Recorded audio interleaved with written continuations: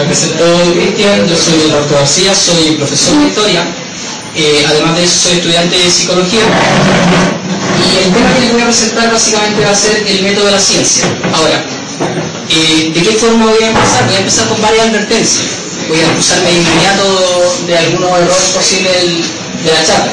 Esta charla en primera instancia es una charla divulgativa, por lo tanto voy a tratar de ser más amable con el lenguaje, de evitar el tecnicismo lo más posible. La idea es que se comprenda la idea más que lleguen genios a la casa, no me interesa eso, me interesa que se comprenda la idea. Así que si en algún momento alguno de mis ejemplos tuviera algún detalle, por ejemplo, por la metáfora que ocupo o por el ejemplo en sí mismo, es culpa del ejemplo y no de la teoría en sí. Las preguntas pueden profundizar y ahí entramos en el detalle si desean. Primera advertencia. Segunda advertencia. A mí me gusta mezclar todo lo que es la psicología con la epistemología. Como soy estudiante de psicología, me gusta bastante lo que es la teoría del juego, me gusta bastante lo que es cómo razona la gente. Y por otro lado me agrada mucho la epistemología, la parte lógica y lógica matemática de la epistemología de la ciencia. Entonces aquí vamos a mezclar algunas cosas, primero vamos a explicar por qué necesitamos un método, cuáles son nuestras falencias y cómo de alguna forma mejorar esas falencias. ¿Para qué? Vamos a ver las conclusiones, para qué nos va a servir. Entonces, a ver, lo primero que hay que tener presente en este caso es que nosotros siempre tenemos la idea de la racionalidad como virtud. ¿Qué quiere decir esto? Una decisión racional es una buena decisión, por decirlo de alguna forma, en contraste con otras que no lo son. Pareciera ser de que la racionalidad es lo que define al ser humano, de alguna forma. Algunas posturas proponen eso. Algunos otros piensan de que la racionalidad es básicamente un instrumento que nosotros, o sea, es básicamente para hacer daño, por decirlo de alguna forma. Entonces hay varias miradas de qué es la racionalidad. Por otro lado, nosotros también establecemos una especie de muro entre lo que es racional y lo que no es racional. Por ejemplo, tenemos los instintos. Decimos que los animales, por ejemplo, tienen instinto y nosotros tenemos racionalidad. Y las separamos, o sea, los instintos son irracionales, las emociones son irracionales y el pensamiento, en este caso la reflexión, es netamente racional.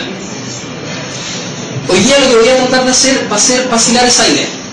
Mezclar en este caso lo que sabemos hasta ahora en ciencias cognitivas, por ejemplo, en psicología experimental, para hacer vacilar estas ideas que les acabo de mencionar, esta idea de la razón como algo abstracto, como algo perfecto, y esta separación incluso con el mundo de los animales.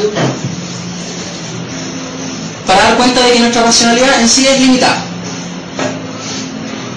Pero antes de referirme a unos ejemplos, con los cuales yo les quiero mostrar esto, no quiero que me compren porque se lo estoy diciendo aquí para la autoridad, les voy a contar por qué me gusta esto de la psicología, o sea, por qué me metí a la parte de la psicología experimental. Yo tuve un cambio que fue en este caso de historia a psicología, o sea, de una ciencia que es muy especulativa, muy humanista, a una que roza lo científico, o que espera ser científica en algún aspecto. Y es porque me agrada bastante jugar, en este caso, con los experimentos. Los experimentos yo los veo de esa forma, son básicamente juegos. O sea, los físicos cuando meten ahí mano ahí lo que están haciendo es desarmar juguetes, básicamente desarmar la materia, probar, sacar algunas cosas, etcétera, etcétera. Entonces, voy a partir con unos juegos, voy a partir con una rama de la psicología experimental que es la teoría de juego.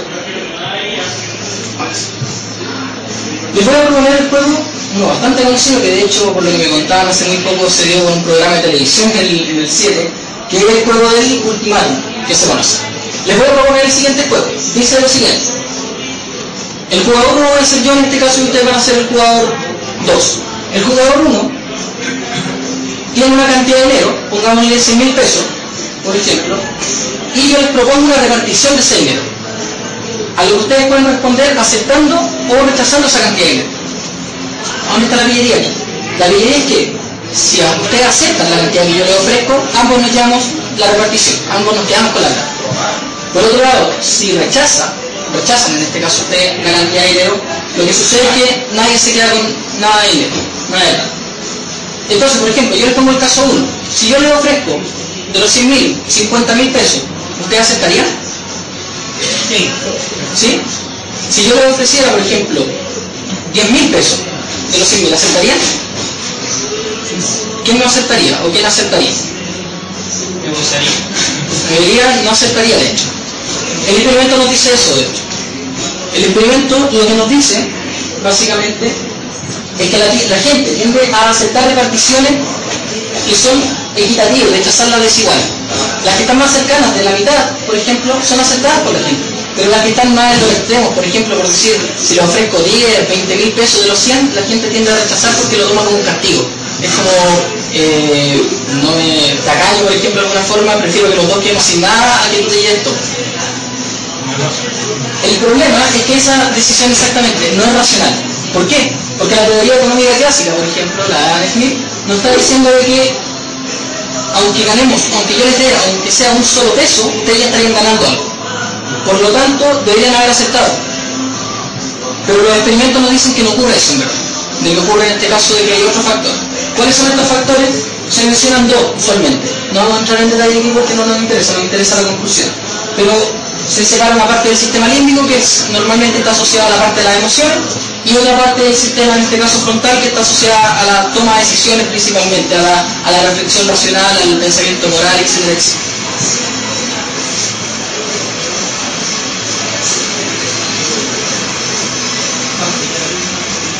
Este es el primer caso. ¿Qué es lo que les estoy tratando? ¿A qué quiero llegar con esto? Y esto fue un trabajo que, bueno, no el experimento en sí, pero un trabajo que han tocado otros psicólogos experimentales también del área cognitiva, como por ejemplo Antonio Damasio, que va a proponer en su libro El error de Descartes, esta división entre la racionalidad y las emociones no es tan como parece. O sea, nosotros al tomar decisiones que supuestamente son racionales, tenemos emociones. Así que ahí tenemos un primer problema. No podemos analizar de forma objetiva algo si nuestras emociones están ahí de igual forma, aunque lo queramos o no. Segundo ejemplo. Esto se llama el test de Watson, o Watson, de la pronunciación. Yo voy a promover de nuevo otro juego. Detrás de las cartas azules van a haber cartas rojas, y detrás de las cartas rojas van a haber cartas azules. ¿Qué es lo que yo necesito aquí? Yo necesito en este caso de que ustedes me digan qué cartas debo girar como mínimo para asegurarme que se cumpla. De que si yo giro esta, o sea, quiero la que tiene la estrella, voy a tener siempre un ron de color rojo.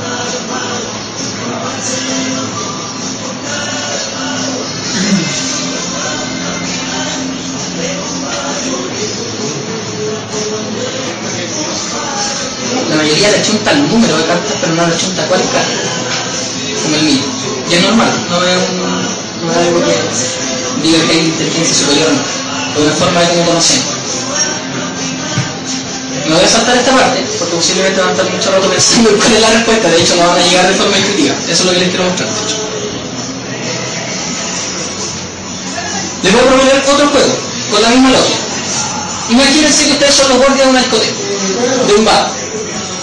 Y esta vez lo que tengo es a un niño bebiendo algo que no sé lo que es, tengo a un adulto también en un vaso que no sé lo que es, tengo a alguien que no sé quién es, pero está bebiendo cerveza, y hay otro niño, o sea, o otro lo que sea, no sé lo que es, que está bebiendo jugo.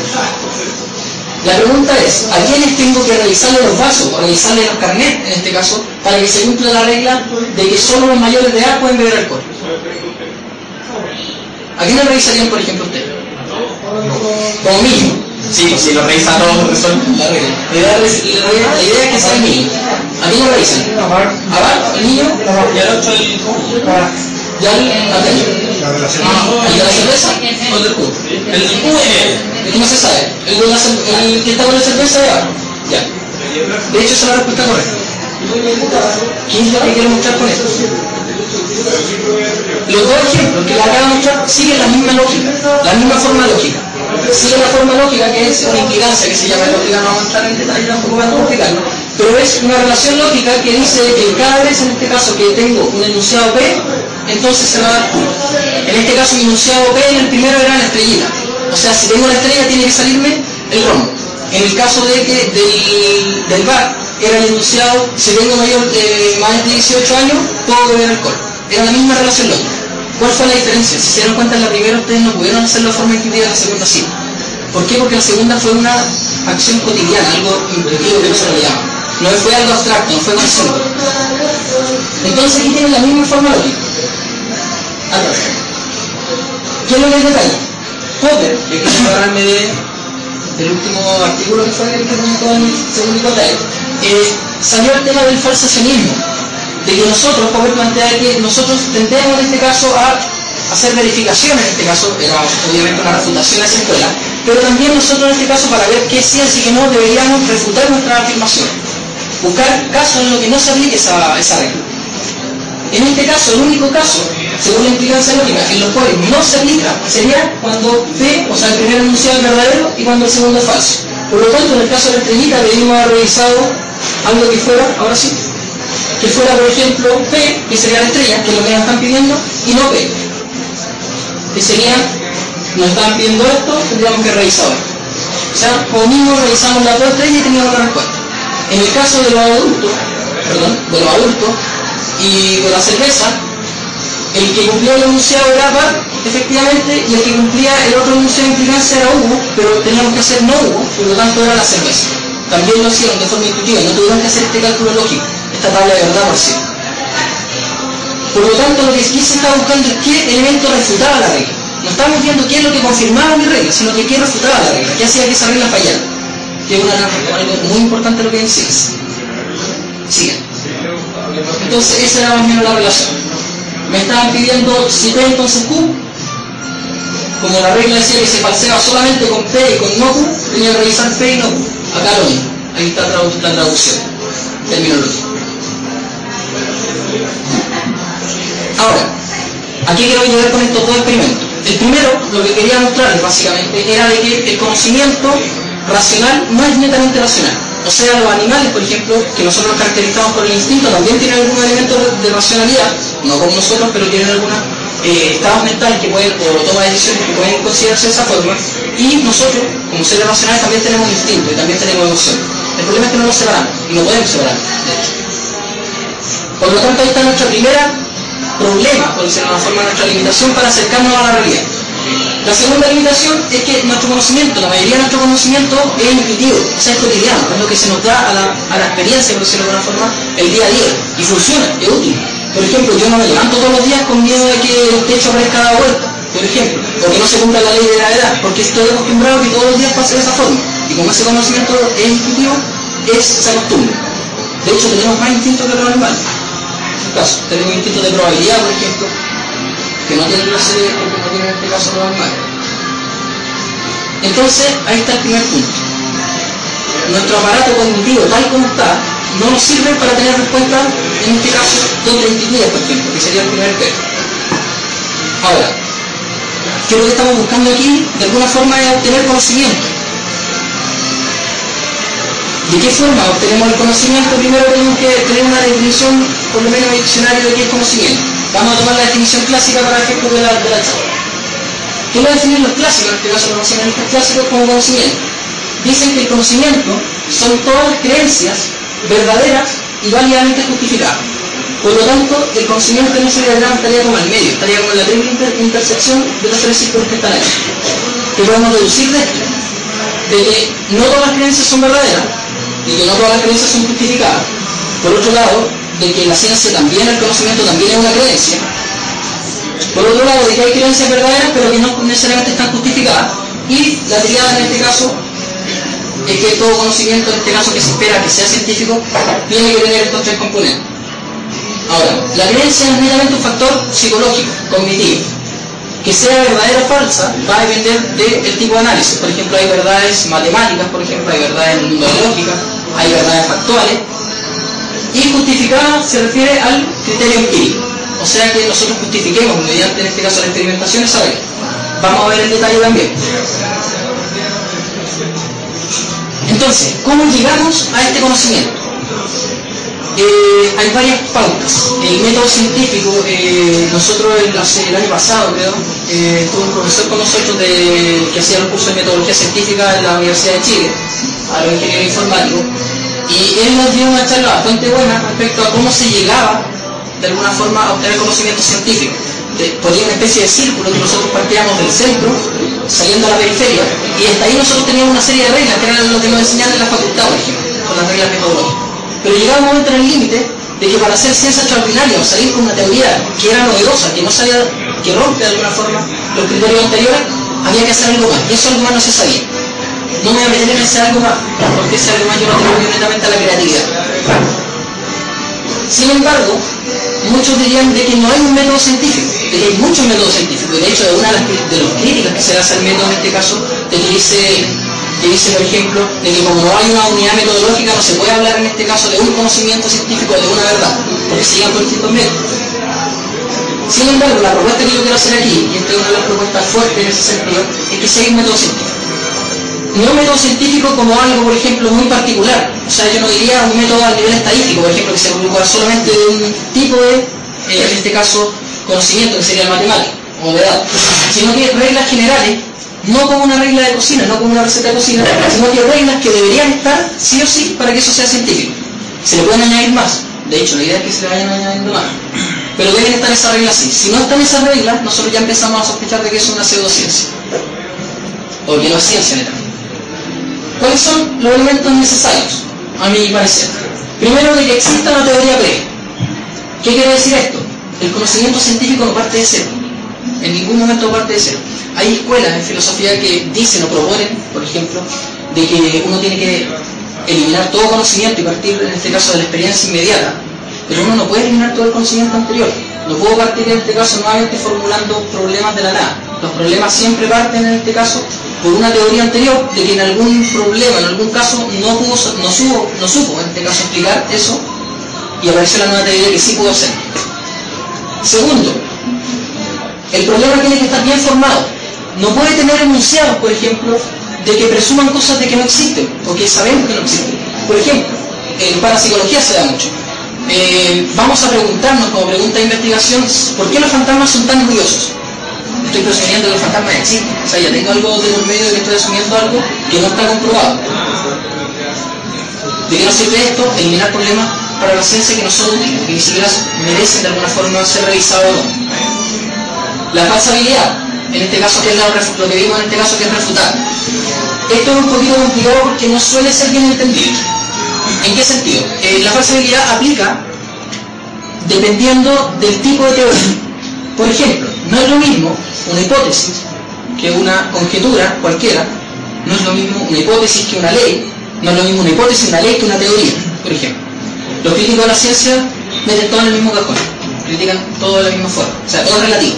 Como la hipótesis no siempre llega a la conclusión en este sentido veritativa, en este caso como las leyes, todo es relativo, por lo tanto no se obtiene conocimiento científico. La falsabilidad, como les dije, aplica de distintas formas dependiendo del tipo de teoría. Por ejemplo, si yo aplico la falsabilidad, por ejemplo, a una hipótesis, es posible que la hipótesis se elimine completamente, o sea, no quede nada de ella. Si yo aplico la falsabilidad, por ejemplo, a una ley, a lo más que va a lograr esa falsabilidad va a ser a acotar el límite del dominio donde funciona esa ley. Por ejemplo, voy a poner el ejemplo con la física, en este caso que es bastante útil, con las leyes newtonianas. ¿Qué sucede con el paradigma clásico de la mecánica newtoniana? En principio pensamos que aplicaba a todo. De hecho, y en este caso hasta el momento aplicaba a todo, un cuerpo de conocimiento bastante amplio. Sin embargo, cuando apareció la mecánica cuántica nos dijeron no, hasta el mundo de los partículas atómicas en algunos casos no se aplican las leyes de Newton. La ley de Newton sigue aplicándose, sigue cumpliéndose, pero para otro dominio factual. No desapareció, no se refutó, sino que dejó de funcionar para un cuerpo de conocimiento, para un cuerpo en este caso de entidades, por decirlo de alguna forma. Entonces no es lo mismo falsear una teoría, por ejemplo, que incluye leyes, que refutar una hipótesis, que refutar una ley. Segundo, la confirmación en este caso empírica, y aquí es lo que la mayoría conoce, que en este caso que es la experimentación. O sea, necesitamos experimentar. Necesitamos que por lo menos en potencia nuestras hipótesis sean contrastables. No me sirve, por ejemplo, una hipótesis que plantee cómo inició, qué pasó en el universo antes, si que no puedo de ninguna forma en este caso comprobarlo. Es una quimera que se llama en ciencia, que no es una hipótesis incontrastable. Otra hipótesis que quizás no son contrastables quizás con la tecnología, son por ejemplo la teoría de cuerdas. La teoría de cuerdas factualmente a nivel formal, lógico y a nivel matemático funciona, se aplica. Pero a nivel de lo hecho no se puede comprobar, de momento, quizás con la tecnología, podemos dar el criterio de la duda. Y finalmente, que algo, de hecho creo que es lo más relevante, es la coherencia interna y externa que tiene una teoría. ¿Qué quiere decir esto? Mi teoría en psicología no puede oponerse a la teoría en física o a la teoría en biología. No pueden ser, en este caso, contradictorias. ¿Por qué? porque tendría que explicar desde el mismo cuerpo de conocimiento el fenómeno que yo quiero explicar y explicar todo lo anterior. Pongamos el ejemplo de la física. Veamos el ejemplo de que yo puedo mover objetos con la mente. Vale, pensemos en lo que podría pasar. Sin embargo, al pensar eso nosotros tenemos que explicar ese fenómeno, pero también tenemos que explicar todos los fenómenos que explicaban la teoría anterior, en este caso toda la física, tendríamos que botarlo a la basura y crear una nueva. Eso es básicamente el criterio. Entonces esa coherencia tiene que ser al interior de la teoría, o sea, la teoría al interior tiene que ser lógica, no puede tener contradicción al interior, pero tampoco puede ser contradictoria con otras teorías. Es por eso que el cuerpo científico es tan fuerte, en ese caso tan difícil de refutar también, o comparar con otras metodologías. ¿Por qué? Porque esta coherencia es básicamente que todos se ayudan, todas las teorías se van ayudando entre todas, o sea, tienen una relación. No son islas de conocimiento, por decirlo de alguna forma. Ahora, otra cosa que es relevante también para este tema es la división de la ciencia. Nosotros tenemos, para hacer la imagen del árbol de la ciencia del árbol bíblico, en este caso nosotros tenemos ciencia, pero no todo en este caso el tipo de ciencia es igual, o no todos requieren los mismos criterios. Por ejemplo, no podemos pedirle criterios de experimentación a una ciencia, en este caso formal, porque la ciencia formal no habla del mundo, la ciencia formal habla de sistemas de ideas. Para tener la diferencia clara, en este caso entre ciencia formal y ciencia factual, voy a poner un ejemplo. Cuando nosotros sumamos 2 más 2 es 4, da igual lo que es 4. Pueden ser 4 manzanas, pueden ser 4 personas, 4 plátanos, lo que sea. La forma es lo que importa, por eso se llama ciencia formal. El tipo de relación que sea es lo que importa, no el contenido. Por otro lado, las ciencias factuales, el contenido se importa. En ciencia formal nosotros podemos establecer, en este caso, ¿verdad?, en el ámbito de la lógica y en el ámbito de la matemática. Y en algunos aspectos de la física teórica también. En la ciencia factual requerimos, en este caso, que implica la lógica, o sea, una teoría factual no puede ser irracional, no puede ser ilógica, pero además requiere de la experimentación, o sea, no es el único criterio, necesita racionalidad y experimentación a la vez. Y es lo que da, en este caso, cuenta básicamente el método. El método trata de contrastar las teorías que en algún momento son formales en su mayoría. Por ejemplo, pongamos el ejemplo de una ley. Tenemos una ley que en su principio es abstracción, o sea, a ver, Newton no vio la gravedad, Newton no vio la masa de forma directa. Newton lo que hizo fue abstraer esa idea de observaciones inductivas, en este caso que nosotros todos tenemos, formular un enunciado abstracto y a partir de ese enunciado abstracto legal deducir y predecir todo evento que viene. O sea, comprobó por medio de la experimentación lo que la teoría ya había dicho, de alguna forma. Pero era necesario ambos elementos. Entonces, aquí tenemos varias ciencias, por ejemplo, la física, la química, la biología, la psicología individual del sujeto, por ejemplo. Tenemos biosociales, que aquí ya empezamos a chocar con las ciencias sociales, que no les gusta mucho opinar de científica, tienen otro tipo de método que consideran. La antropología, la demografía, en este caso la psicología social, la bioeconomía. Bioeconomía la podemos incluso considerar con la neuroeconomía, que fue el tipo de experimento que yo les presenté al principio, era ligado a ese enfoque. Sociología, economía, ciencia política, historia de la idea.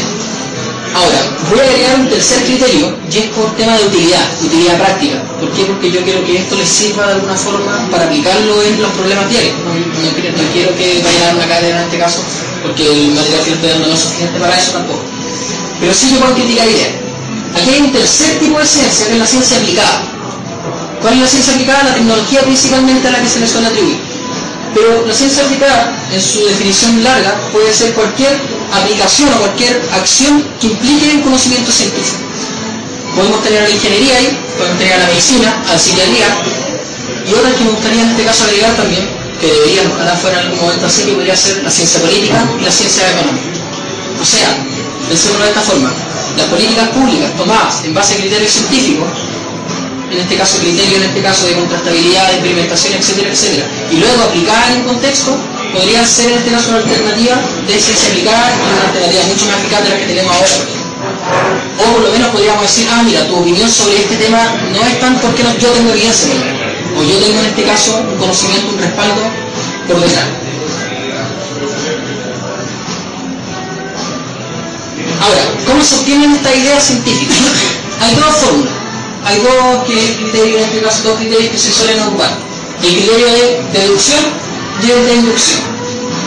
Yo lo que propongo aquí básicamente es el criterio de deducción. ¿Por qué? Porque voy a dejar la inducción de lado.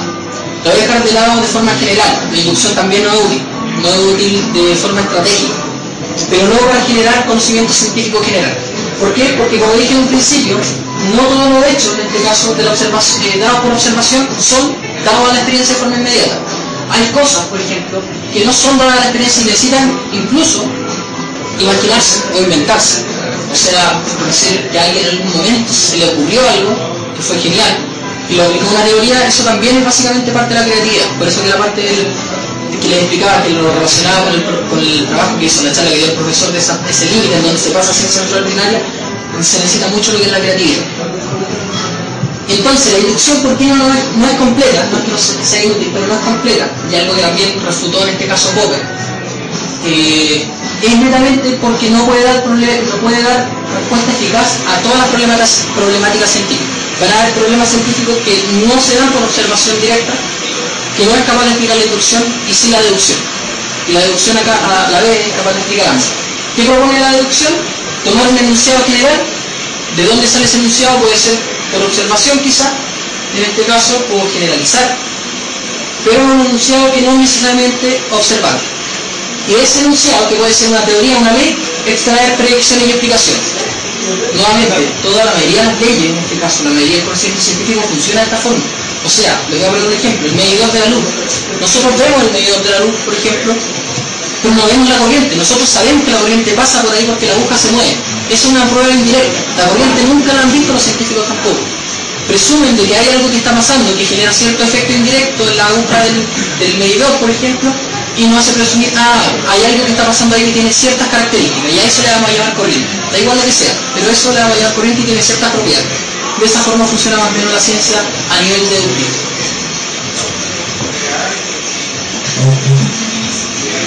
Vamos a saltar esta parte porque es está muy ligada al mundo marino. Sí. Pero en su origen, cuando por primera vez plantea una teoría de carácter más bien radical, ¿sí? No es originalmente inductiva o el proceso cognitivo que lleva a esa teoría no es inductiva. Sí, a ver, bueno, porque es muy buena la votación. ¿Qué es lo que sucede? Hay una separación que yo hago, que es la separación básicamente que hacen los empiristas y los racionalistas. Una cosa es la experimentación y luego la teoría, y la otra básicamente al contrario, la teoría y luego la experimentación. Pero acá no estamos hablando de experimentación, estamos hablando de observación. Esa es la crítica. Nosotros todo, las leyes lógicas, todo lo que sea conocimiento, nosotros lo aprendemos de forma inductiva, por observación, pero no como metodología inductiva. Me refiero a inductiva en el sentido de que nosotros vemos muchos casos y por medio de esa observación intuitivamente los tenemos, pero no generamos una teoría a partir de eso. No es que nosotros tengamos esa regla inserta de alguna forma, sino que todo nuestro conocimiento de eso es dado incluso por evolución. Las relaciones de causalidad, por ejemplo, de que nada aparece en la nada, también están de alguna forma integradas en nuestro aparato cognitivo previo, de forma innata, dadas en este caso por procesos filogenéticos anteriores, y se dan por observación, quizá a nivel ontogenético, o sea, mientras me fui desarrollando, o filogenético por especies anteriores. Pero la parte que yo me refiero es la parte teórica, netamente metodológica. O sea, ¿qué es lo que se hace primero? ¿Se experimenta y después salen conclusiones? ¿O primero yo propongo una teoría y después predigo? La propuesta aquí es por el lado del tipo deductivo. ¿Qué pasa, por ejemplo, con el experimento que te falla? Pienso en el experimento del éter, de los autores de Bayes y Stanley sobre hormonas, ¿sí? Que falló y el experimento te genera una nueva teoría porque falló. Pero partía de una teoría anterior. Sí. Teoría, experimento, nueva teoría y así. Sí, no, eso no es problema. Está dentro de lo que considero. Entonces, es buena la declaración en el sentido de que no es lo mismo la observación natural que nosotros tenemos intuitiva a la experimentación, a la generación de teoría, o la generación de teoría como las generalizaciones. Los positivistas, por ejemplo, al principio del siglo, consideran a las leyes generalización inductiva en ese aspecto, pero no solo ello. ¿Atrás? Vamos a saltarnos esta parte netamente por un tema de que es un debate que se da más en la ciencia humanista, no tiene mucho. ¿Qué es lo que me importaría aquí que puede ser útil cuando enfrenten este tipo de críticas? De que las críticas suelen ser de dos aspectos. Una son externalistas, usualmente analizan el método pero de forma histórica, no analizan el método de forma interna. O sea, no ven la estructura lógica del método, no ven los pasos, etcétera, etcétera, sino que hacen una especie de cómo fue el método en esta época, cómo fue en esta otra, etcétera, etcétera. E incluso mezclan ciencia con ciencia aplicada para implicar en este caso Por ejemplo, decir de que la razón instrumental que se da en alguno de estos, de que solamente la razón sirve para generar daño, o la tecnología para generar daño. Pero eso nosotros lo podemos refutar con el secamiento, por ejemplo. Podemos asumir de que está tomando solo los casos que está confirmando la teoría, porque hay eventos en los cuales la ciencia sí genera beneficio. No depende de la ciencia en sí, sino que depende del tipo o el grupo que hace aplicación de ese conocimiento. Ahora sí. Ya. Finalmente, en este caso hay cuatro criterios que son relevantes cuando nosotros toquemos algún paper o alguna teoría, de forma simple, que podemos revisar. Van a ser los criterios legales en términos de leyes científicas, los criterios experimentales, criterios lógicos y criterios retóricos. La parte retórica no la vamos a revisar aquí en particular, ¿por qué? Porque hay una muy buena infografía que tienen, en este caso que está en la página web, ¿sí? Respecto de cuáles son las falacias más ocupadas, y bastante bien buena la infografía en ese aspecto. Sin embargo, me voy a detener en dos partes, que son los criterios legales y los criterios experimentales. A ver, pregunta, nosotros de alguna forma intuitiva también sabemos de que existen cosas que son posibles y cosas que son imposibles de alguna forma. Por ejemplo, ¿es posible que yo si boto el micrófono en este momento flote de inmediato? La mayoría va a decir que no, o que va a tender a no. Van a haber algunos que van a decir que podría ser, o sea, podría el físico cuántico quizás pueda decir que sí. ¿Cuál es el límite de esto y qué es lo que propongo respecto a esto? Que también esto, yo creo que esta va a ser como la parte más crítica de la ponencia, pero pone un límite para ciertas cosas. ¿Cuáles son las funciones de las leyes en este caso, ya formulada? Es determinar la posibilidad e imposibilidad de eventos factuales. Hay una rama de la filosofía, que se ocupa también en algunos casos de forma estratégica también en ciencia, que es bastante útil en ese caso, siempre cuando parte estos criterios, que son los contrafácticos. No sé si están familiarizados con esa idea. Un contrafáctico es una idea, por ejemplo, una idea futura de algo que podría ser para refutar o proponer un caso, un problema particular a una situación. Por ejemplo, existiríamente, por ejemplo, si... va a ser totalmente absurdo, pero existiríamente, por ejemplo, si fueran los zombies tienen mente, por ejemplo, o si en una tierra gemela hubiera una composición del agua similar pero con otro nombre, sería lo mismo, o las personas tendrían la misma experiencia. Son cosas que en teoría no van a suceder, pero lo ocupamos como contrafactuales para poner a prueba la teoría.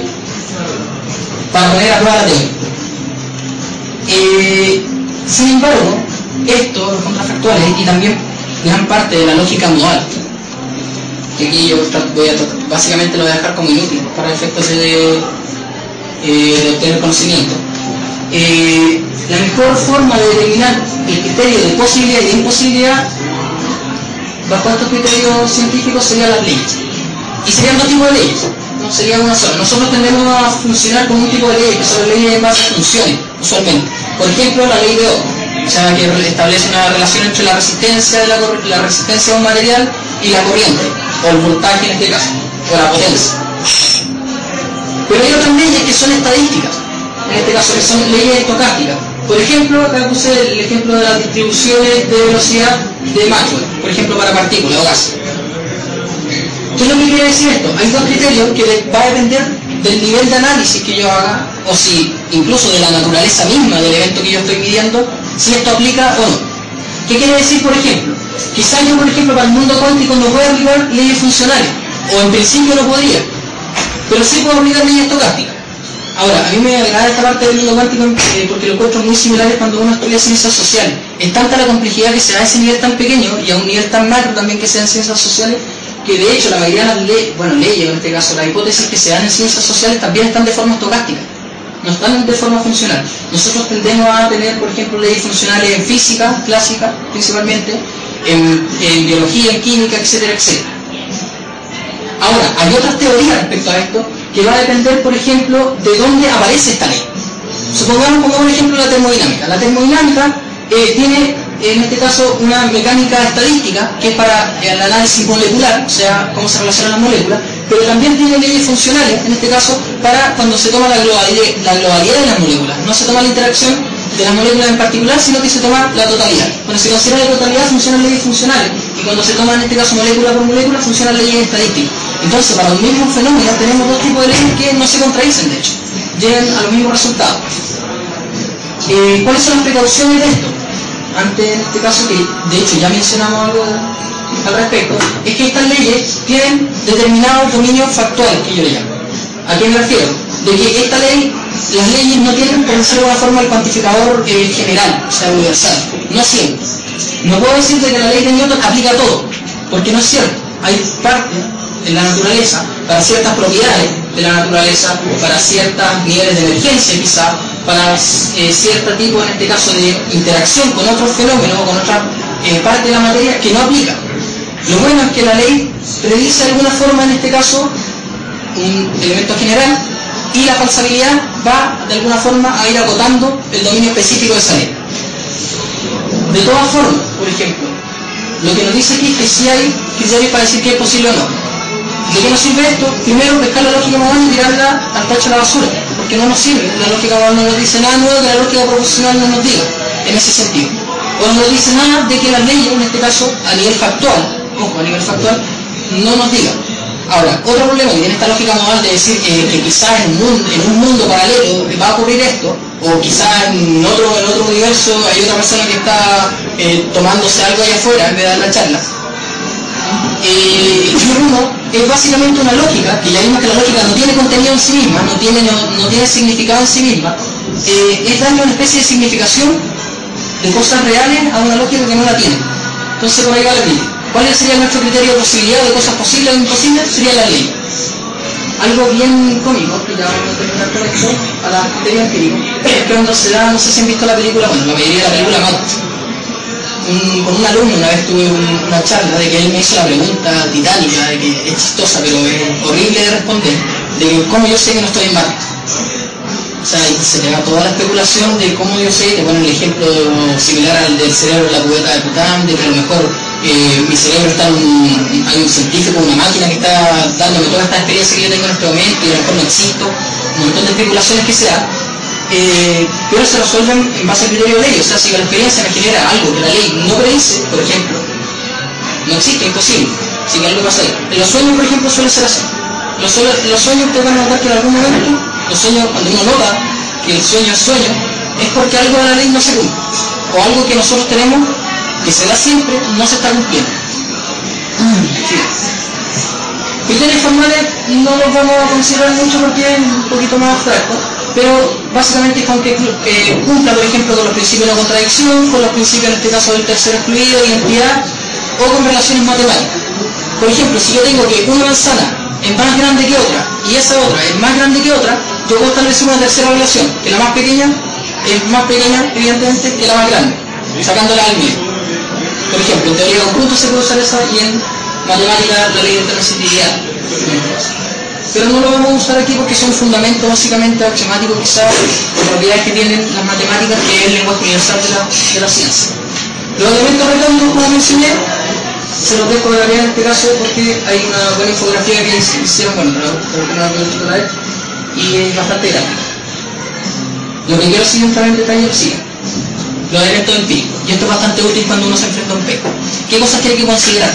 Usualmente suele ocurrir una cierta falacia de autoridad, por decirlo de alguna forma, cuando nosotros pescamos un pesco, o cuando alguien ve en un diario y dice el café produce cáncer, y en portada, y toda la gente empieza a dejar de consumir café, o empieza a aconsejar.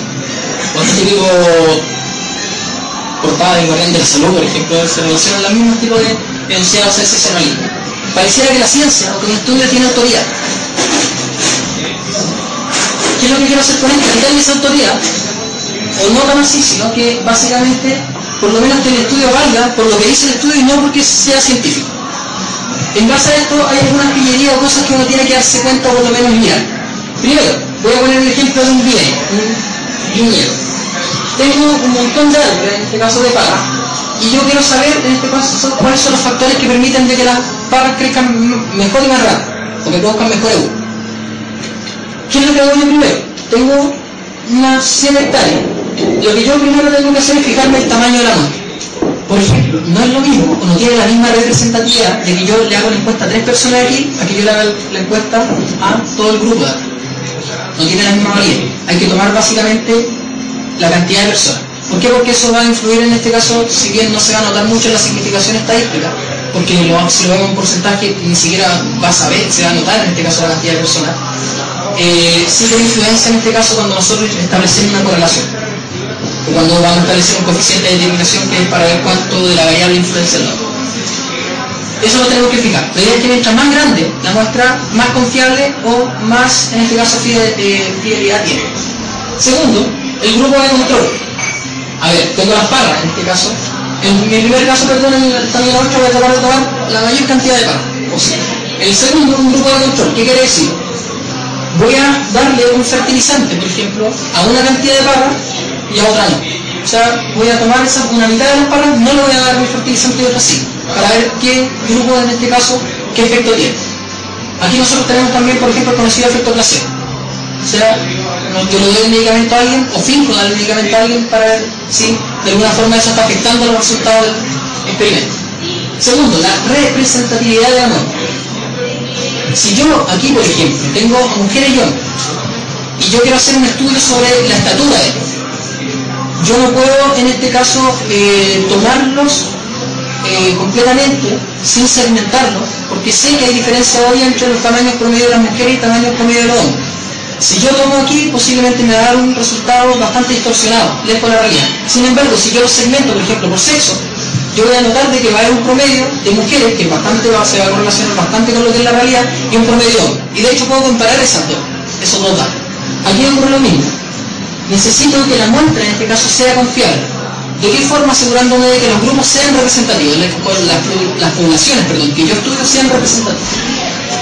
Cuarto, la aleatorización o el azar. A lo mejor yo quiero de alguna forma que las parras que están de mi lado, a lo mejor hay partes que son del vecino, de mi lado tengan mejor resultado. Entonces, para evitar eso, lo primero que yo hago, hay dos estrategias. Una es el azar, o sea, yo empiezo a darle fertilizante de forma aleatoria, en este caso, y si yo quiero mejorar ese método, voy a hacer de que una persona que yo no conozca se lo dé, sin que yo tenga conocimiento, que es lo que se conoce como doble ciego, o triple ciego, dependiendo de cómo se organiza. Lo que estamos haciendo aquí, si se va notando, es de alguna forma tratar de ser lo más objetivo o influir lo menos posible en nuestras creencias en los resultados experimentales. Eso es lo que se pretende. Penúltima, en este caso, la significación estadística. ¿Qué cosas son relevantes aquí? El tema, por ejemplo, de las correlaciones. Una correlación, y esto es demasiado importante, una correlación en el estudio epidemiológico se da bastante. Una correlación no implica causalidad. Y eso se pasa netamente, si no me equivoco, en la primera clase de estadística que uno debiera tener, debieran decirle eso de que cualquier correlación no implica causalidad. ¿Por qué? Porque a lo mejor yo hago un estudio, por ejemplo, de que cada vez que me pongo un gorro negro en la mañana llueve. Y a lo mejor efectivamente se coincide, o en la mayoría de los casos de los datos, por ejemplo, en 90 de las veces que llovió, yo en 70 me puse ese gorro. Pero yo no puedo decir de que poner el gorro causó la lluvia, por ejemplo. Eso, por lo demás, es una falacia, en este caso, de falsa causalidad que se conoce. A lo mejor le doy anticonceptivo a los hombres y no van a embarazar. Por ejemplo. ¿Dónde está también harto? Con las creencias, con las supersticiones, falsa causalidad. O sea, pasa algo, ocurre otra cosa y lo asocio causalmente. Que pasen dos cosas al mismo tiempo, lo único que nos dice es que comparten la variable tiempo. Nada más. Otros elementos, por ejemplo, pueden ser la significación estadística, o sea, qué variable le atribuimos al azar, qué variable le atribuimos efectivamente a la causa. Son cosas más técnicas, pero también son, en este caso, usualmente se suele atribuir, en este caso, por ejemplo, usted para ver en los estudios, P igual a 0,05, por ejemplo, que es como el rango que nosotros estimamos en este caso para que sea significativo estadístico. Y finalmente, la interpretación de los datos. Y aquí quiero ver un caso hace muy poco, que fue sensacionalista también en física, que no sé si lo vieron, pero fue el tema de que una partícula por entrelazamiento cuántico logró modificar algo del pasado. No sé si vieron estuvo circulando harto en internet. Al hacer esto se me movió el piso. Se me movió el piso porque yo tengo ciertos parámetros, por ejemplo, cierta axiomática, por ejemplo, tengo como axioma, por ejemplo, la causalidad. No que sea continuo, puede ser causalidad no local en términos cuánticos, pero si alguien me dice que esto está violándose, por ejemplo, la causalidad, que la causa se está dando después del efecto, por ejemplo, se me movió el piso, axiomáticamente se me movió uno de mi fundamentos. Así que analicé el paper, no sé lo de física lo que he tenido por curso, en este caso por discusiones con físicos y con lectura, y revisé el paper. Hice a un lado la parte más teórica, formal, en este caso del cálculo, y me fui a la parte de la interpretación. La cosa es que netamente no da la interpretación. ¿Por qué? Porque no pueden medir eso. La física cuántica, basada básicamente, por ejemplo, en la interpretación de Copenhague, es bastante drástica en el tema de la medición. O sea, si no se mide recién ahí, de ahí para no se puede existir. De lo que no se puede medir, ni siquiera se habla, o no tiene sentido. Así de radical en este caso y empírica. No es racionalista empírica, es netamente empírica ese aspecto. Uno de los defectos que tuvo de la idea kantiana quizás. Pero se formula de esa forma. Y bajo ese criterio, nosotros podemos decir, claro, midieron algo, pero ¿cómo midieron, por ejemplo, cómo midieron en este caso el efecto anterior? Porque ya pasó, por decirlo de una forma. Y la interpretación, claro, la interpretación salió de que posiblemente haya pasado de esa forma y básicamente el error está en la interpretación y el titular sensacionalista agarró eso y generó el boom, como está modificando el pasado. Entonces la interpretación de los datos también es importante. No es lo mismo, por ejemplo, también el estudio que salió sobre la inteligencia de los tipos que son de derecha y de izquierda, también fue como bien boom hace poco. Pero nadie tomó en cuenta, por ejemplo, de que el estudio era un metaestudio, longitudinal, o sea, mucho tiempo, las ideologías cambian en el tiempo, de que era un estudio que se hizo en Londres, o sea, no aquí, o sea, los izquierdistas aquí, los derechistas de aquí, no son los mismos que los de allá, no son los mismos, por ejemplo, los liberales de Estados Unidos que acá los que son más liberales acá en América. Y de que los criterios de inteligencia estaban basados netamente en los criterios, por ejemplo, de los test de Raven, por ejemplo, los parámetros que nosotros tenemos en psicología. Que la mayoría de lo que miden básicamente es abstracción lógico-semántica, no miden otras cosas como atención, memoria, que actualmente en neurociencia o en psicología experimental sí se están midiendo. Entonces, habían varios problemas experimentales en la interpretación, pero todo, en este caso la mayoría de la gente de izquierda estaba muy feliz porque era más inteligente que los de derecha, por dar un ejemplo. Que sea más cerrado o no, o que la experiencia, por ejemplo, cotidiana nos diga que sí o no, eso va a variar. Depende de la gente que conocemos. Pero a partir de ese experimento no era posible llegar a esa conclusión, o había que ser cauteloso. Entonces, conclusión, para llegar, ¿de qué nos sirve todo esto? Todo esto que le hablé.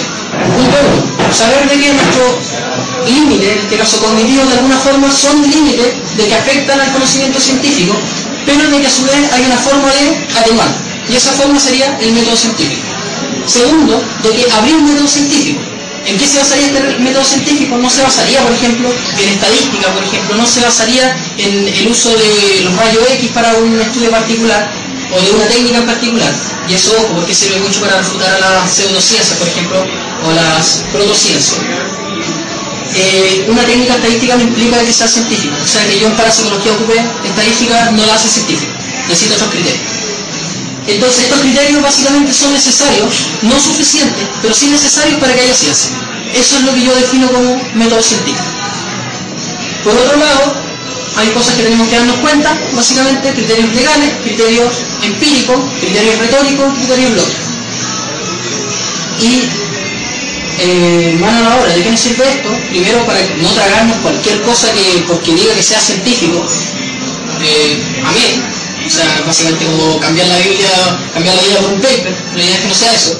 Que se crea eso porque la evidencia muestra que es así y no porque lo dice un científico, por un lado. Segundo, porque cuando hice la división de ciencias formales, factuales, y agregué el tercero de la ciencia aplicada, eso es una muy buena alternativa para solucionar políticas públicas, por ejemplo, o tomar decisiones. Para decir, mira, tu propuesta es mala por esta razón, porque tengo evidencia que lo sustenta. Lo que yo estoy haciendo ahí es ciencia aplicada, una ciencia política aplicada, y de hecho una propuesta muy buena que no sé si alguien la ha hecho, pero podría patentarla si es que nadie la ha hecho. Eso es todo, chicos. Muchas gracias.